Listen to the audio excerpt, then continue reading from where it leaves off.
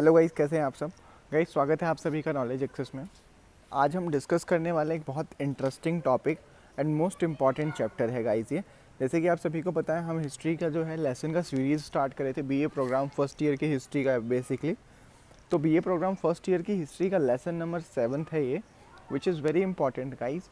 मैं आपको दोबारा बता देता हूँ, बहुत ही इंपॉर्टेंट चैप्टर है ये। चैप्टर का नाम जैसे कि आपके स्क्रीन पे शो हो रहा है, वैदिक साहित्य नाम है चैप्टर का, या वैदिक साहित्य सभ्यता, समथिंग लाइक दैट। तो which is very important and मैंने आपके लिए नोट्स बनाए हैं। देन स्कैन करके फिर मैं आपको इस नोट्स के बारे में बता रहा हूँ।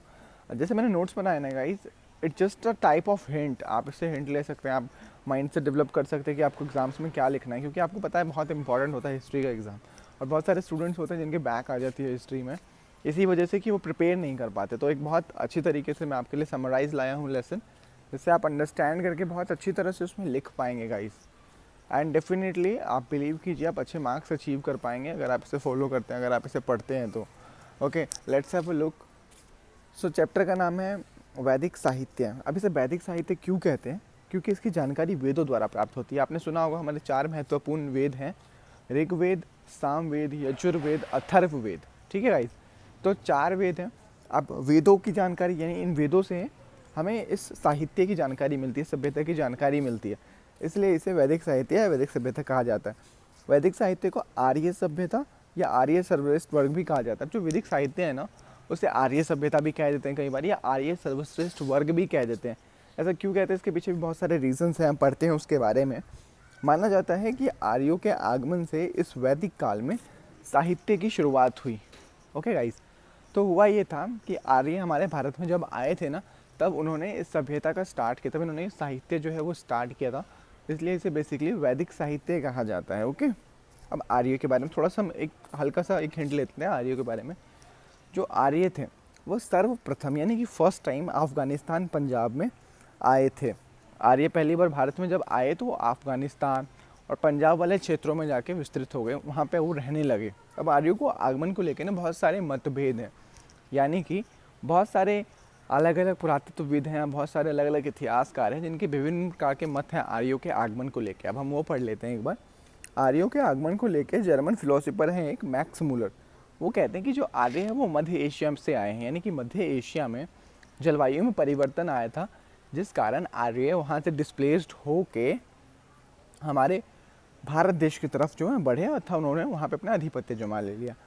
दयानंद सरस्वती जी हैं, जो कि एक बहुत बड़े इतिहासकार हैं, उन्होंने बोला कि जो आर्य हैं वो तिब्बत से भारत में आए हैं। सत्य सेनथन जी ने कहा कि उत्तर प्रदेश तथा मध्य प्रदेश के मूल निवासी आर्य हैं, यानी कि आर्य कहीं और से आए नहीं है, प्रवासित होकर नहीं आए, बल्कि वो पर्टिकुलरली उत्तर प्रदेश और मध्य प्रदेश से हैं और पूरे भारत में वो इसलिए फैले हैं। तो डिफरेंट डिफरेंट प्रकार के जो है मत हैं, डिफरेंट डिफरेंट प्रकार के फिलोसोफर के, तो आप ये पढ़ सकते हैं एक बार। अब हम मेन टॉपिक की तरफ हम अपना मूव ऑन करते हैं। The main topic which is वैदिक साहित्य। और वैदिक साहित्य को गाइस 2 भागों में डिवाइड किया गया है। फर्स्ट पार्ट है पूर्व वैदिक काल, जिसे हम ऋग्वेद काल भी कहते हैं। इसे ऋग्वेद काल हम इसलिए कहते हैं क्योंकि पूर्व वैदिक काल जो 1500 बीसी से 1000 बीसी है, इस बीच में ना ऋग्वेद जो है हमारा एक सर्वप्रथम प्राचीनतम ग्रंथ जो है उसकी खोज हुई थी। ठीक है गाइस, वो लिखा गया था, इसलिए हम इसे ऋग्वेदिक काल भी कहते हैं। सेकेंड वन इज़ उत्तर वैदिक काल। उत्तर वैदिक काल का जो ड्यूरेशन है वो 1000 BC टू 600 BC है। तो फर्स्ट हम डिस्कस करते हैं इस पार्ट में ऋग्वेद काल के बारे में, जिसे हम पूर्व वैदिक काल भी कह सकते हैं। देन विल टॉक अबाउट उत्तर वैदिक काल later. Okay guys, so first point है ऋग्वेदिक काल का। जैसे कि मैंने आप लोगों को बताया था कि पूर्व वैदिक काल को ऋग्वेदिक काल भी कहा जाता है, क्योंकि इस काल में सबसे प्राचीनतम वेद की रचना हुई थी, जिसे ऋग्वेद कहते हैं। Okay, second point is Rigveda Sanskrit भाषा में लिखा हुआ है। जैसे कि गाइस हम लोगों ने हड़प्पा सभ्यता के बारे में पढ़ा था लास्ट चैप्टर में। अगर आपने नहीं पढ़ा होगा, ऊपर आई बटन होगा, उस पर क्लिक करके आप चेक कर सकते हैं गाइस। तो इंडस वैली सिविलाइजेशन में क्या था जो हमने पढ़ा था, कि जो वो सिविलाइजेशन था ना, उसमें जो लिपि थी उसे ब्राह्मणी लिपि कहा जाता था, विच इज़ वेरी डिफरेंट, उसे अब तक पढ़ा नहीं गया। ऑन द अदर हैंड उत्तर वैदिक काल से भी पुरानी एक सभ्यता थी। जब वो मिली वैदिक सभ्यता, तो वो हमें लगता था सबसे पुरानी है, लेकिन उससे पहले इंडस वैली सिविलाइजेशन था। अब जो वैदिक सभ्यता हमें मिली, उसकी जो लिपि थी वो संस्कृत में थी, जो बहुत बेनिफिशियल थी हमारे लिए, क्योंकि उससे हमारे जो इंडियन जो भी फिलोसोफर, जितने भी इंडियन इतिहासकार हैं, वो पढ़ सकते थे, वो समझ सकते थे कि उसमें लिखा क्या हुआ है, क्योंकि संस्कृत भाषा बहुत ईजी होती है गाइस, इसलिए। अब ऋग्वेद संस्कृत भाषा में लिखा हुआ था। अब ऋग्वेद के समाज के बारे में हम पढ़ते हैं। हमने क्या ओवरव्यू पढ़ा, ऋग्वेद काल क्या होता है, हमने ये पढ़ा। अब ऋग्वेद काल यानी पूर्व वैदिक काल को ऋग्वेद काल क्यों कहा जाता है, उसका ड्यूरेशन क्या है और वो किस भाषा में लिखा है, हमने ये एक हल्का सा ओवरव्यू ले लिया। नाउ वी कम टू ये पूर्व वैदिक काल या फिर ऋग्वेदिक काल को जो समाज था वो कैसा था, okay, which is very important. आप ध्यान दीजिएगा, नोट्स बनाए आपके लिए, आप चाहे तो नोट्स बना सकते हैं गाइज। आपको थोड़ा ब्रीफली लिखना है, आपने थॉट्स के अकॉर्डिंगली थोड़ा सा ब्रीफली लिखेंगे ना एग्जाम में, तो you will achieve very better marks. Rigvedic समाज के बारे में अब हम पढ़ते हैं। ऋग्वेदिक समाज पूर्ण रूप से 7 भागों में विभाजित था। जन, विश, गण, ग्राम, ग्रह, कुल, व्रत। अब गाइस इसमें देखिएगा, अब जन का मतलब होता है जनपद। मैं आपको ना एक स्टेप बाय स्टेप एक सीरीज़ के अकॉर्डिंगली मैं आपको समझाता हूँ। Give me a minute guys, okay. तो हुआ ये, मैं आपको डीपली बता रहा हूँ कि एक गण यानी कि एक मनुष्य और उससे अधिक मनुष्य मिलकर बनाते हैं, यानी एक से एक गण का मतलब होता है मनुष्य। अब एक से अधिक मनुष्य मिलकर बनाते हैं कुल, जिसे कहते हैं परिवार। परिवार कहाँ रहते हैं, गृह में, जिसे कहते हैं घर। अब एक से अधिक घर मिलकर क्या बनाते हैं guys, gram, it means village. एक से अधिक विलेज मिलकर क्या बनाएंगे, एक से अधिक ग्राम जो एक साथ अगर मिल जाएंगे तो वो एक निर्माण करेंगे पूर्ण रूप से विश्व का, और एक से अधिक विश्व मिलके निर्माण करेंगे जनपद का, यानी कि 2-3 जन मिलके जनपद का निर्माण करेंगे, और एक से अधिक जन मिलके जनपद मिलके राष्ट्र का निर्माण करेंगे। ऐसे कि बताना भूल गया था, मैं आपको बता देता हूँ कि ग्राम का जो प्रमुख होता है विच इज़ मुखिया, तो ऐसा है। तो ये सब जो चीज़ें हैं वो इंटरलिंक्ड है गाइस, बहुत इजी है। वैसे ऋग्वेदिक काल का समाज, आपसे अगर कोई पूछता है कि भाई ऋग्वेदिक काल का सामाजिक व्यवस्था कैसी थी, ऋग्वेदिक काल का समाज कैसा था, तो विच इज़ ईजी कि मनुष्य था। अब मनुष्य से क्या हुआ, परिवार बना, परिवार घर में रहते थे। अब एक से अधिक घर मिलकर ग्राम का निर्माण होता है। ग्राम जो होता है उसका प्रमुख मुखिया होता है। एक से अधिक ग्राम मिलकर विश्व का निर्माण होता है, एक से अधिक विश्व मिलकर जनपद का निर्माण होता है, और एक से अधिक जनपद मिलकर राष्ट्र का निर्माण होता है, विच इज़ बहुत ईजी है गाइस।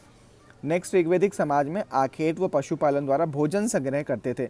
अब ऋग्वेदिक समाज के जो लोग थे वो आखेट व पशुपालन द्वारा भोजन संग्रह करते थे। प्रमुख पशुपालन था, गाय, भेड़, बकरी इत्यादि का जो है वो पालते थे, फिर उनको जो है पोषण किया करते थे गाइस। यह लोग पूर्ण रूप से वेजिटेरियन होते थे। नजराने के रूप में बकरी, दासियाँ, हथियार दिया जाते थे एक दूसरे को। समाज में पुरुष घर का मुखिया होता था, संयुक्त परिवार होता था, घर के मुखिया कुलपति माना जाता था। बहुत ईजी है गाइस। इसमें आर्थिक मतलब जो ऋग्वेदिक काल का जो समाज था उसके बारे में और क्या बताया है कि पशुपालन और आखेट पे जीवन जो है वो ज़्यादातर निर्वाहन करते थे लोग, ठीक है। ये लोग वेजिटेरियन होते थे। नजराने के रूप में बकरी, दासियाँ, हथियार दिए जाते थे। घर का मुखिया पुरुष होता था, पुरुष को कुलपति भी कहते थे समाज में, और जो कुलपति होता था वो परिवार की बागडोर संभालता था, और संयुक्त परिवार होते थे। नाउ वी कम टू ऋग्वेदिक काल की अर्थव्यवस्था कैसी थी। देखिए इसमें 5 पॉइंट्स मैंने बनाए हैं, बहुत ईजी पॉइंट्स हैं, आप पढ़िएगा, मैं आपको बता देता हूँ। ऋग्वेदिक काल की जो है हम आर्थिक व्यवस्था पढ़ रहे हैं गाइस, ठीक है। अब ऋग्वेदिक काल की आर्थिक व्यवस्था, इसमें सबसे पहला जो पॉइंट है बहुत इंपॉर्टेंट है, नोट कीजिएगा कि अर्थव्यवस्था कृषि व पशुपालन पर निर्भर थी। ऋग्वेदिक काल की अर्थव्यवस्था क्या थी, कृषि और पशुपालन पर निर्भर थी। गाय को पालतू पशु माना जाता था। गाय को समाज में क्या कहता था, पालतू पशु माना जाता था। गाय को संपत्ति का स्वरूप माना जाता था। वो अधिक गाय रखने वाले व्यक्ति को गौमत कहा जाता था, यानी कि जिनके पास अधिक गाय है वो ज़्यादा धनी माने जाते थे समाज में, उनको गौमत कहा जाता था। ओके गाइज, नाउ भैंस को गोरी, विच इज़ वेरी इंटरेस्टिंग मेरे को लगा इसमें, कि भैंस को गोरी या फिर गवाल कहा जाता था।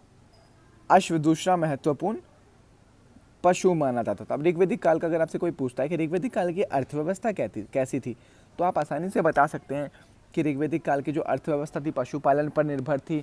गाय को जो है वो पालतू पशु माना जाता था, जिसके पास अधिक गाय होती थी उसे गौमत यानी कि धनी व्यक्ति माना जाता था। भैंस को गोरी या गवाला कहा जाता था, और अश्व दूसरा महत्वपूर्ण पशु माना जाता था। तो बहुत इंपॉर्टेंट है गाइज ऋग्वेदिक अर्थव्यवस्था, मैंने आपको बताया। नाउ वी कम टू श्रम आधारित विभाजन। जैसे कि हमारे समाज में है, आपको पता है प्रारंभिक रूप में एंशिएंट टाइम में कि समाज पूर्ण रूप से 4 भागों में विभाजित था, ब्राह्मण, क्षत्रिय, वैश्य और शूद्र। आई रिपीट, ब्राह्मण, क्षत्रिय, वैश्य और शूद्र। आप इनके मंडलों के बारे में डिस्कस, आप डीपली अगर चाहें तो पढ़ सकते हैं कि ऋग्वेद में क्या हुआ कि 14 मंडलों में डिस्कस किया गया ब्राह्मण के बारे में, 9 मंडलों में क्षत्रिय के बारे में।